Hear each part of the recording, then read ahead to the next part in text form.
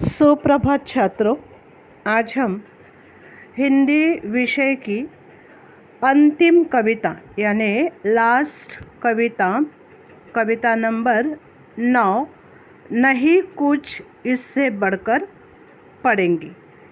इस कविता के कवि है सुमित्रा नंदन पंत जी। तो कवि का परिचय देखते हैं। जन्म 1900 कौसानी अल्मोड़ा उत्तराखंड। मृत्यु 1977। पंत जी को प्रकृति से बहुत लगाव था। लगाव यानी प्यार। प्रकृति यानी नेचर, निसर्ग। प्रकृति सौंदर्य के अनुपम चित्रे तथा कोमल भावनाओं के कवि के रूप में आपकी पहचान है। आप बचपन से सुंदर रचनाएं किया करते थे। आपको भारतीय ज्ञानपीठ, सोवियत लैंड नेहरू पुरस्कार, साहित्य अकादमी पुरस्कार और पद्म भूषण सम्मान से अलंकृत किया गया।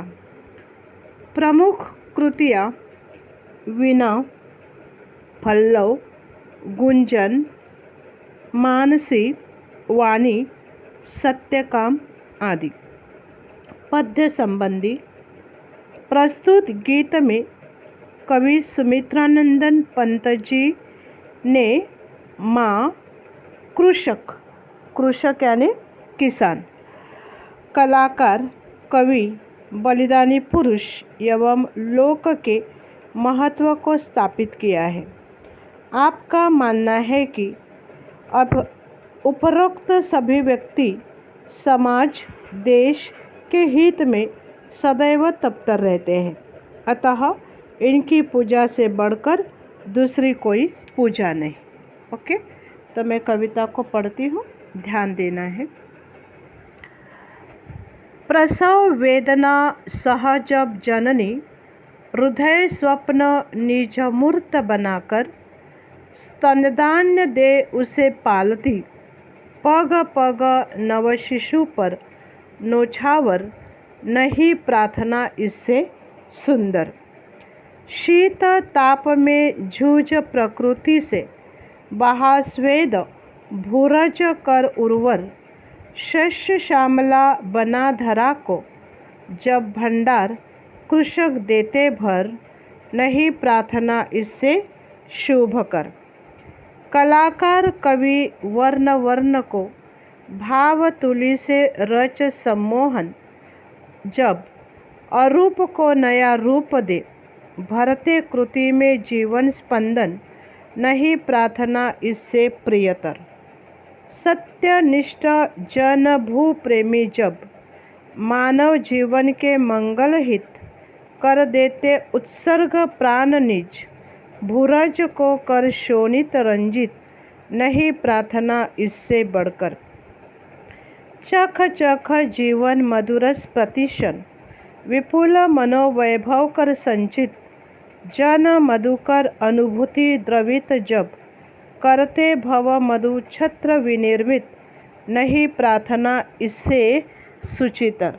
देखिए बच्चों, इस कविता में कवि सुमित्रा नंदन पंत जी कहते हैं कि जननी यानी माँ, कृषक यानी किसान, फार्मर, कलाकार यानी एक आर्टिस्ट, किसी भी प्रकार की कला जिसके अंदर है वैसा वो कलाकार, कवि यानी पोएट, सत्यनिष्ठ व्यक्ति यानी हमेशा सच्चाई पर चलने वाले लोग यानी व्यक्ति, और बलिदानियों का यानी जो अपने देश के लिए अपनी जान न्योछावर करने वाले, बलिदान करने वाले लोग। इन सब का महत्व इस कविता में स्पष्ट करते हैं। पंत जी का मानना है, वे कहते हैं कि ये सभी लोग अलग अलग तरह से समाज और देश के लिए कार्य किया करते हैं, कवि के अनुसार इनकी पूजा करना सबसे बड़ी पूजा है। कवि का कहना क्या है कि माँ, कृषक यानी किसान, कलाकार, कवि और देश के लिए बलिदान देने वाले लोग, इन सब की पूजा करना ही सबसे बड़ी पूजा होती है।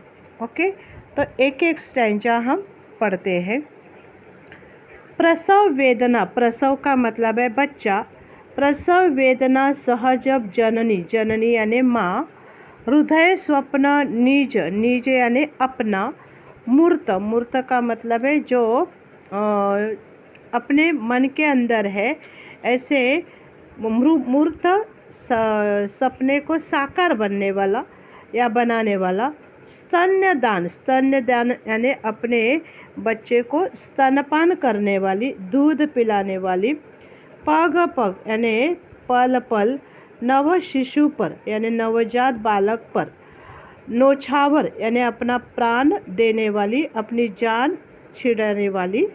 नहीं प्रार्थना इससे सुंदर, यानी इस स्टैंजा का अर्थ क्या बताते हैं कवि कि एक माँ अति दुख यानी अति वेदना या पीड़ा सहकर एक नवजात शिशु को यानी एक छोटे बच्चे को जन्म देती है और वह अपने हृदय के सुंदर स्वप्न को साकार करती है, यानी जीवित रूप में हम सबको प्रदान करती है। अपने उस अंश को स्तनपान कराकर यानी दूध पिलाकर पालती है। पग पग पर अपने शिशु की देखभाल करती है, यानी हर पल वह अपने बच्चे की देखभाल करती है। उसकी बाल सुलभ क्रीड़ाओं पर अपनी जान छिड़कती है।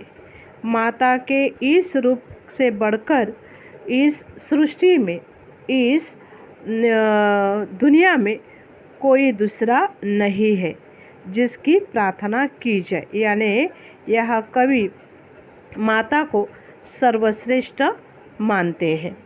दूसरा पैराग्राफ देखो, दूसरा स्टैंजा। शीत ताप, शीत यानी सर्दी, ताप यानी गर्मी। शीत ताप में जूझ प्रकृति से, यानी निसर्ग में यानी कुदरत में जो सर्दी है, गर्मी है, बारिश है, इसके साथ जूझ कर यानी इसके साथ उसका सामना करते हुए। बहा स्वेद, स्वेद यानी पसीना। भूरज, भूरज का मतलब है किसान। कर उर्वर, उर्वर यानी मिट्टी। शस्य श्यामला बना धरा कर, अपने धरा को, अपनी इस धरती माता को सुजलाम सुफलाम बनाने वाला। जब भंडार कृषक देते भर, यानी ये किसान हमें हमारा भंडार अनाज से भर देता है। नहीं प्रार्थना इससे शुभ कर, शुभ कर यानी मंगलकारी। तो ये दूसरे स्टैंजा में कवि क्या कहते हैं कि धरती पुत्र यानी किसान असह्य ऐसे शीत और जेठ की गर्मी को सहन करके प्रकृति की प्रतिकूल परिस्थितियों का सामना करते हुए ऊसर धरती को, ऊसर यानी बंजर धरती को, धरती में जी तोड़ मेहनत करके पसीना बहाकर उस बंजर जमीन को उपजाऊ बनाता है। किसान या कृषक दिन रात खेतों में काम करता है और भूमि को हरा भरा बना देता है। संपूर्ण संसार के लिए अन्न यानी अनाज उपजाता है और अनाज से सबके भंडारों को भर देता है। भंडार का मतलब है कि हमारे घर के जो स्टोर रूम होते हैं जहां हम अनाज स्टोर करते हैं, तो उस भंडारों को भर देता है। कृषक के ऐसे यानी किसान के ऐसे मंगलकारी रूप से बढ़कर प्रार्थना के योग्य और कोई नहीं है। यानी यदि हमें जिसे पूजना है तो किसे पूजिए? इस किसान को। तीसरा स्टैंजा देखो। कलाकार कवि वर्ण वर्ण को भाव तुली से रच सम्मोहन, जब अरूप को नया रूप दे, वर्ण वर्ण का मतलब है अक्षर अक्षर, और सम्मोहन करना यानी मोहित करना। जब अरूप, अरूप का मतलब बदसूरत यानी जिसका कोई रूप नहीं है, ऐसे अरूप को नया रूप देता है। भरते कृति जीवन में स्पंदन, नहीं प्रार्थना इससे प्रियतर। तो तीसरे स्टैंजा में कवि क्या कहते हैं कि कलाकार अपनी रंगों भरी तुलिका यानी कुंची से अपने भावनाओं और कल्पनाओं को रेखाओं और रंगों के माध्यम से उसे जीवित रूप देता है। उसी प्रकार कवि वर्ण वर्ण जोड़कर, कवि वर्ण वर्ण यानी अक्षर अक्षर को जोड़कर अपने भावों को अभिव्यक्त देकर यानी अपने भावनाओं को दूसरों के सामने रखकर उसे अरूप को नया रूप देकर मानो अपनी कृति को जीवन प्रदान करता है। इन दोनों की पूजा से अधिक प्रिय किसी और की पूजा नहीं है। यानी इस स्टैंजा में कवि क्या कहते हैं, एक कलाकार जो अपनी कलाओं से और अपने कल्पना और रेखाओं से अपने रंगों में भरकर नया रूप देता है, और कभी भी अपने अक्षरों से अपनी भावनाओं को नया जन्म देता है। इन दोनों की पूजा करना जरूरी है, या ये दोनों पूजा के लिए पात्र है। नेक्स्ट स्टैंजा देखो। सत्यनिष्ठ जन भूप्रेमी मानव जीवन के मंगल हित कर देते उत्सर्ग प्राण निज यानी बलिदान करना। भूरज को कर शोणित रंजित, शोणित यानी रक्त से रंजित, नहीं प्रार्थना इससे बढ़कर। यहाँ इस स्टैंजा में कवि ने एक सत्यनिष्ठ मानव की पूजा करना, प्रार्थना करना योग्य है ऐसे बताया है। तो कवि क्या कहते हैं कि ऐसी अनेक आत्माएं इस भूमि पर जन्म लेती है जो सत्य के पालन और मानव मात्र के मंगल के लिए अपने प्राणों तक को उत्सर्ग कर देती है। उत्सर्ग करती है यानी बलिदान करती है, प्राणों को बलि देती है। ये लोग अपने रक्त से भूमि को सींच देते हैं। अभी बच्चों, आपको पता है कि अपने देश की आज़ादी के लिए कितने क्रांतिकारी और नेताओं ने अपने प्राणों का बलिदान दिया है।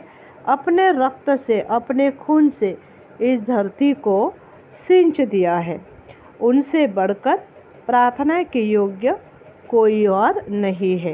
यानी कवि का कहना क्या है, ऐसे सत्यनिष्ठ व्यक्ति के अलावा हम और किसी की पूजा नहीं कर सकते। यानी इनसे बढ़कर प्रार्थना के योग्य प्रार्थना के योग्य और कोई नहीं है। लास्ट स्टैंजा देखिए। चख चख जीवन मधुरस प्रतीक्षण, चख चख यानी चखना, टेस्ट करना, मधुरस जीवन मधुरस यानी एक भंवरा जैसे फूल पर बैठकर मधु को यानी हनी को ले लेता है। विपुल मनोवैभव कर संचित, विपुल मनोवैभव कर संचित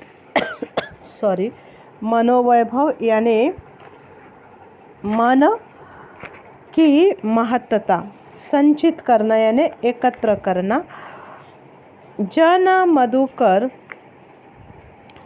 अनुभूति द्रवित, जब अनुभूति यानी अपना अनुभव, संवेदना करते भव मधु छत्र विनिर्मित, विनिर्मित यानी बनाया हुआ, नहीं प्रार्थना इससे सुचितर, सुचितर यानी अधिक पवित्र प्रार्थना। सुचितर का मतलब है कि अधिक पवित्र प्रार्थना। तो कवि इस स्टैंजा में क्या कहते हैं, ईश्वर द्वारा दिए गए इस मानव जीवन के प्रत्येक क्षण को जो लोग सुख शांतिपूर्वक जीते हैं, ईश्वर द्वारा दिए गए इस मानव जीवन के प्रत्येक क्षण को जो लोग सुख शांतिपूर्वक जीते हैं, अपने अनुभवों को संचित करते हैं यानी जमा करते हैं, एकत्रित करते हैं।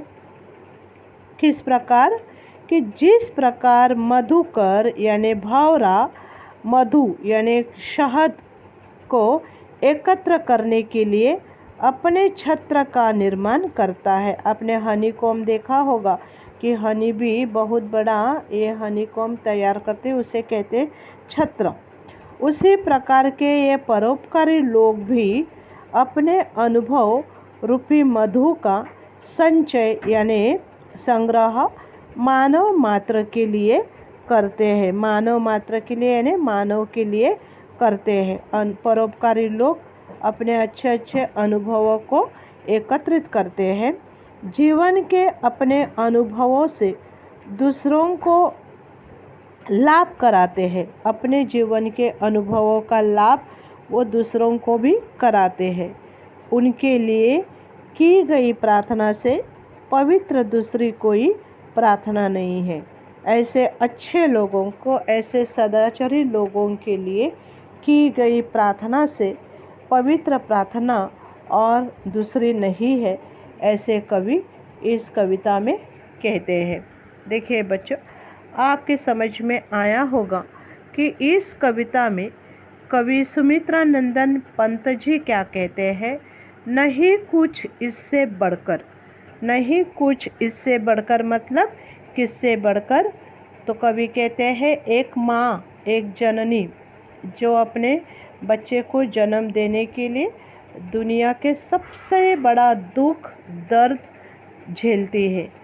एक किसान जो हम जैसे लोगों को अन्न या अनाज देने के लिए दिन रात खेती में काम करता है। एक कलाकार अपनी कला का लाभ दूसरों को देता है और एक कवि अपने अक्षरों से दूसरों को अपनी भावनाओं को बांटता रहता है।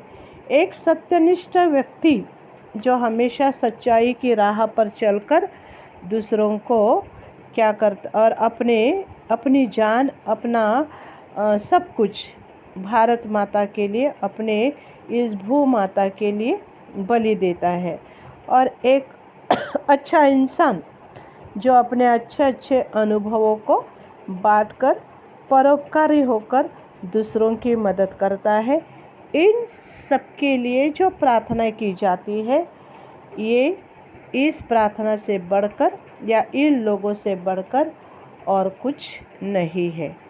ओके, तो देखिए इस कविता को अच्छे से रीड करो, फिर सुंदर अक्षरों में अपने नोटबुक में लिखना है और इसके नोट्स जो आपको दिए जाएंगे वो भी लिखने हैं।